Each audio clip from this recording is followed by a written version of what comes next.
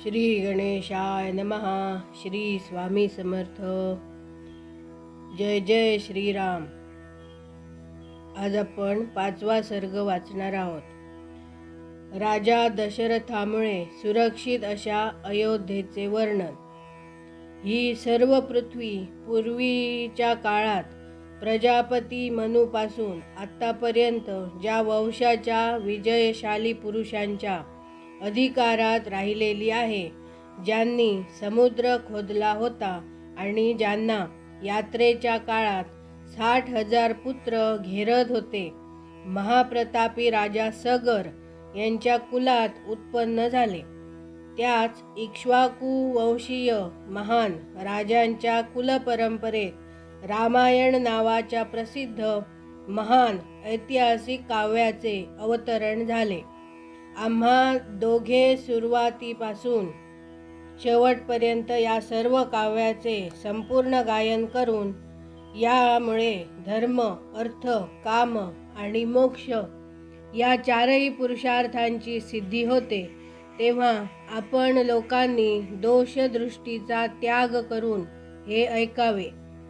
कौशल नावाने प्रसिद्ध असा एक मोठा देश आहे. तो शरयू नदीच्या तीरावर बसलेला आहे. तो धनधान्याने समृद्ध आणि सुखी आहे. या समृद्धशाली त्याच देशात अयोध्या नावाचे एक नगर आहे. ते सर्व लोकात प्रसिद्ध आहे. त्या नगरास स्वतः महाराज मनूंनी बनविले व वसविले होते.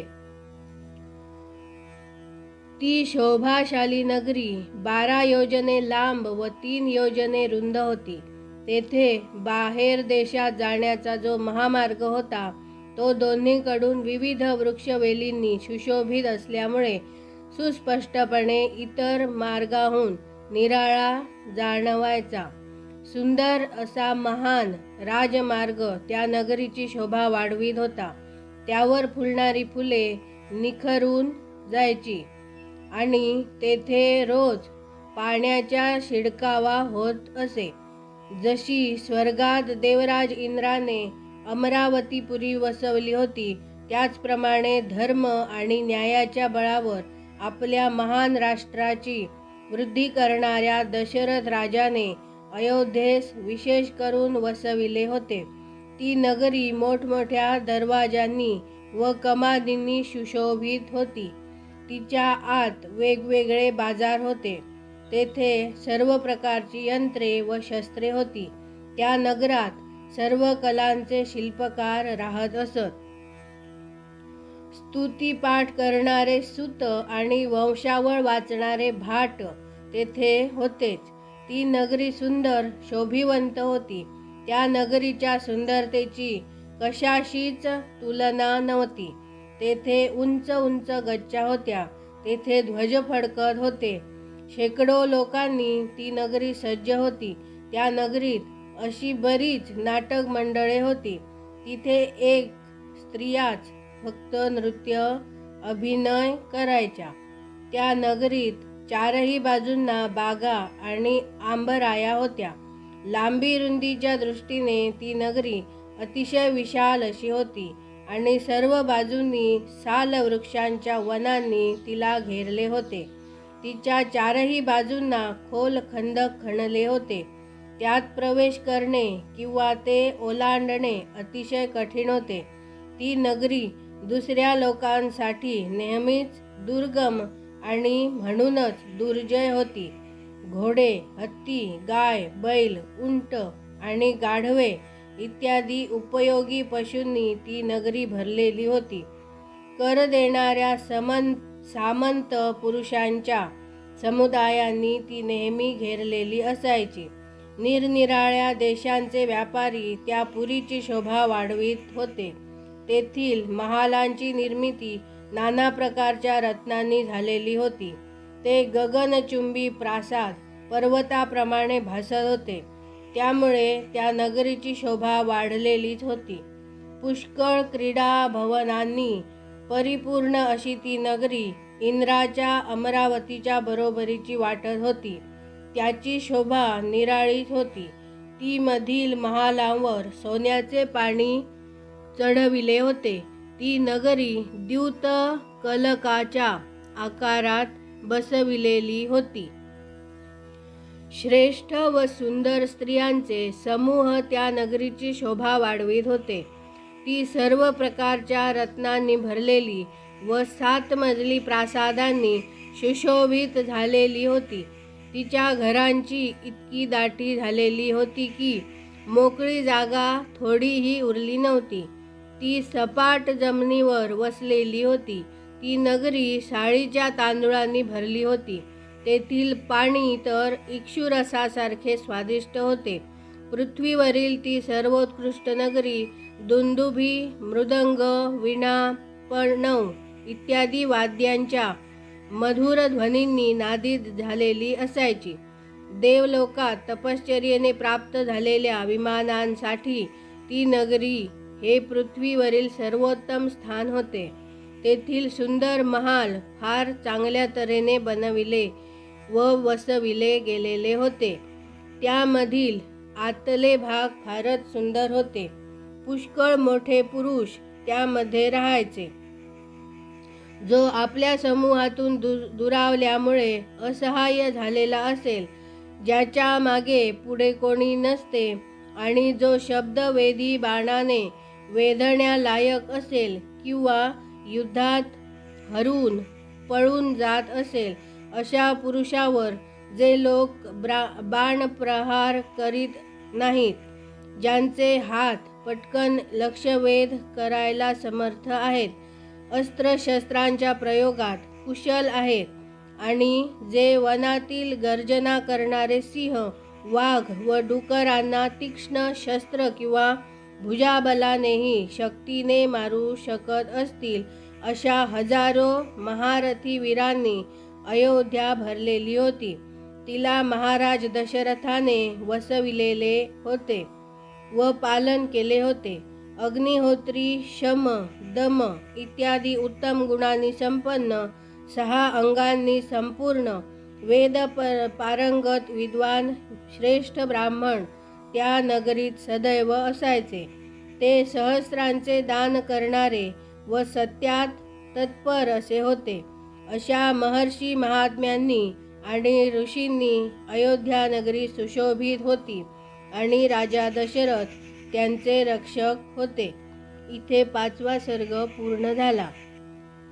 आता आपण सर्ग 6वा वाचूया.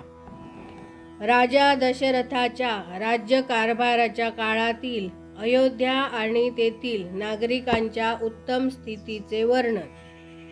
त्या अयोध्या नगरीत राहून राजा दशरथ प्रजेचे पालन करीत असे. तो वेदांमध्ये विद्वानांचा आणि सर्व उपयोगी वस्तूंचा संग्रह करणारा होता. दूरदर्शी व महान तेजस्वी होता. नगर व राज्यांची प्रजा त्याच्यावर प्रेम करीत असे. तो इक्ष्वाकू कुलाचा अतिरथी वीर होता. यज्ञ करणारा, धर्मपरायण आणि जितेंद्रिय होता. महर्षींप्रमाणे दिव्य गुणांनी युक्त असा तो राजर्षी होता. 3ही लोकात त्याची तशी ख्याती होती. तो बलवान, शत्रू नसलेला, अनेकांशी मैत्री करणारा असा जितेंद्रिय होता. धन व इतर वस्तूंचा संचय या दृष्टींनी इंद्र व कुबेरा समानच तो होता. जशी महातेजस्वी प्रजापती मनु संपूर्ण जगाची रक्षा करीत असत, त्याचप्रमाणे महाराज दशरथही करीत असे. धर्म, अर्थ आणि काम यांच्यामुळे संपादन होईल अशा कर्मांचे अनुष्ठान करणारा तो सत्यप्रतिज्ञ नरेश त्या श्रेष्ठ अयोध्यापुरीचे इंद्र जसा अमरावतीपुरीचे पालन करीत होता, तसे दशरथ करीत असे. त्या उत्तम नगरामध्ये राहणारी सर्व माणसे प्रसन्न, धर्मात्मा, बहुश्रुत, निर्लोभी, सत्यवादी, आपल्या आपल्या संपत्तीत संतुष्ट राहणारी होती. त्या श्रेष्ठ नगरात एकही असा कुटुंबीय नव्हता की ज्याच्याजवळ चांगल्या उत्तम वस्तूंचा संग्रह मोठ्या प्रमाणावर नव्हता. त्याचा धर्म, अर्थ व काममय पुरुषार्थ सिद्ध झालेला नाही आणि ज्याच्याजवळ गाय बैल घोडे धनधान्य यांचा अभाव असेल. अयोध्येत कोठेही कामी, कंजूस, क्रूर, मूर्ख आणि नास्तिक मनुष्य बघायलाच नाही मिळायचा. तेथे सर्व स्त्री पुरुष धर्मशील, संयमी, नेहमी प्रसन्न राहणारे आणि शील आणि सदाचाराच्या बाबतीत महर्षींप्रमाणे निर्मळ होते. तेथे कोणीही कुंडले, मुकुट व पुष्पहार नसणारा नव्हता. कोणाजवळच भोग सामग्रीची कमतरता नव्हती. स्नान करून स्वच्छ न झालेला, अंगावर चंदनाचा लेप नसलेला किंवा सुगंध नसलेला असा कोणीच तेथे नव्हता. अपवित्र असे अन्न खाणारा, दान न देणारा आणि मनावर संयम नसणारा मनुष्य तर तेथे दिसायचाच नाही. तेथे बाजूबंद स्वर्ण पदक आणि हातावरील अलंकार न घातलेला पुरुष दिसायचाच नाही. अयोध्येत कोणीच असा नव्हता की जो अग्निहोत्री व यज्ञ करीत नव्हता. क्षुद्र, चोर, सदाचार शून्य अथवा वर्णसंकरित असा कोणी नव्हता. तेथे राहणारे ब्राह्मण नेहमी आपल्या कामात मग्न असत. ते जितेंद्रिय होते, दान आणि अभ्यास करायचे आणि दुसऱ्याकडून दान घेण्यात संकोची होते. तेथे नास्तिक, असत्यवादी, अनेक शास्त्रांचे ज्ञान नसणारा, दुसऱ्यांचे दोष काढणारा, साधनेच असमर्थ आणि विद्याहीन आहे असा एकही ब्राह्मण नव्हता. त्या नगरीत 6ही अंगांनी वेद न जाणणारा, व्रतहीन, 100हून कमी दान देणारा, दीन, विक्षिप्त अथवा दुःखीही कोणी नव्हता. अयोध्येत कोणीच स्त्री किंवा पुरुष असा दिसत नव्हता की जो संपत्ती नसणारा, रूप नसणारा आणि राजभक्ती नसणारा आहे. ब्राह्मण इत्यादी 4ही वर्णांचे लोक देवता आणि अतिथी पूजक, व्रतज्ञ, उदार, शूरवीर व पराक्रमी होते. त्या श्रेष्ठ नगरात राहणारे सर्व लोक दीर्घायुषी आणि धार्मिक व सत्यप्रिय होते. ते नेहमीच बायका, मुले, नातवंडे या परिवाराबरोबर सुखाने राहत असत. क्षत्रिय ब्राह्मणांचा मान ठेवीत, वैश्य क्षत्रियांचे आज्ञापालन करीत आणि शूद्र आपल्या कर्तव्य पालनाप्रमाणे वरील 3ही वर्णांच्या सेवेत मग्न राहत असत. ज्याप्रमाणे बुद्धिमान महाराज मनूंनी पूर्वी केली होती त्याप्रमाणेच स्वामी राजा दशरथ अयोध्येचे रक्षण करीत होता. शौर्याची कमतरता नसल्याने अग्नीप्रमाणे प्रखर, कुटिलता नसणारे, मानी आणि अस्त्रशस्त्रांचे ज्ञानी योद्ध्यांचे समुदाय यांनी ती नगरी भरलेली असायची. जसा पर्वतावरच्या गुहा सिंहाच्या समूहांनी भरलेल्या असतात, तशी कांबोज आणि बाल्हिक देशात उत्पन्न होणाऱ्या घोड्यांनी, वनायुज देशाचे आणि सिंधू तटाजवळ निर्माण होणाऱ्या उत्तम घोड्यांनी, जे इंद्राच्या घोड्यांप्रमाणे उत्तम होते, यांनी अयोध्या भरली होती. विंध्य आणि हिमालय पर्वतात उत्पन्न होणाऱ्या अतिशय बलवान पर्वतांप्रमाणे मदमत्त अशा हत्तींनीही ती नगरी परिपूर्ण होती. ऐरावत कुलात उत्पन्न झालेले, महापद्माच्या वंशातील व अंजन आणि वामन नामक दिग्गजांपासून प्रकट झालेले हत्ती त्या नगरीच्या परिपूर्णतेत भर घालीत होते. हिमालयावर उत्पन्न होणाऱ्या भद्र जातीचे, विंध्य पर्वतावर उत्पन्न झालेल्या मंद्र जातीचे आणि सह्याद्रीवर उत्पन्न होणाऱ्या मृग जातीचे हत्तीही तेथे होते.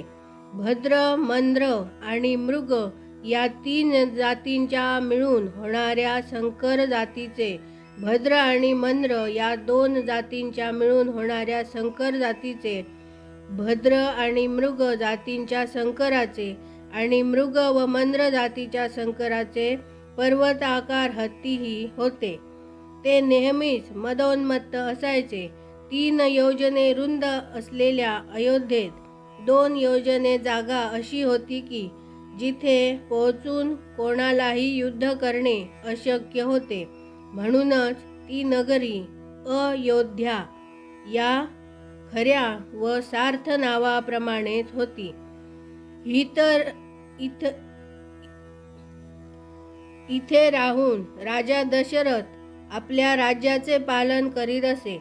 ज्याप्रमाणे चंद्र नक्षत्रांचे राज्य करतो, त्याप्रमाणे महातेजस्वी महाराजा दशरथ अयोध्येचे राज्य करायचा. त्याने आपल्या सर्व शत्रूंचा नष्ट केलेला होता. ज्या नगरीचे अयोध्या नाव सार्थ होते, जिचे दरवाजे व वेशींच्या अरगळा मजबूत होत्या, जी वेगळ्याच घरांनी सुशोभित झालेली होती, हजारो माणसे गजबजलेल्या त्या कल्याणमयी नगरीचा इंद्रतुल्य तेजस्वी राजा दशरथ न्यायपूर्वक राज्य करीत असे. इथे 6वा सर्ग पूर्ण झाला. मंडळी, ही रामकथा वाचत असताना अक्षर लहान असल्याने आणि काही वेळा ती पुसट दिसत असल्याने नजर चुकीमुळे एखाद्या वेळेस उच्चार चुकीचा झाला असल्यास प्रभू श्रीरामांची आणि श्रोतेहो तुम्हा सर्वांची क्षमा मागते. मंडळी, आमचा व्हिडिओ आवडल्यास व्हिडिओला लाईक, शेअर आणि आमच्या सिया महाबळ या चॅनलला सबस्क्राईब करा आणि तुमचा अभिप्राय किंवा सूचना असल्यास कमेंटमध्ये लिहायला विसरू नका आणि बेल आयकॉनला क्लिक करा. धन्यवाद. जय जय श्रीराम.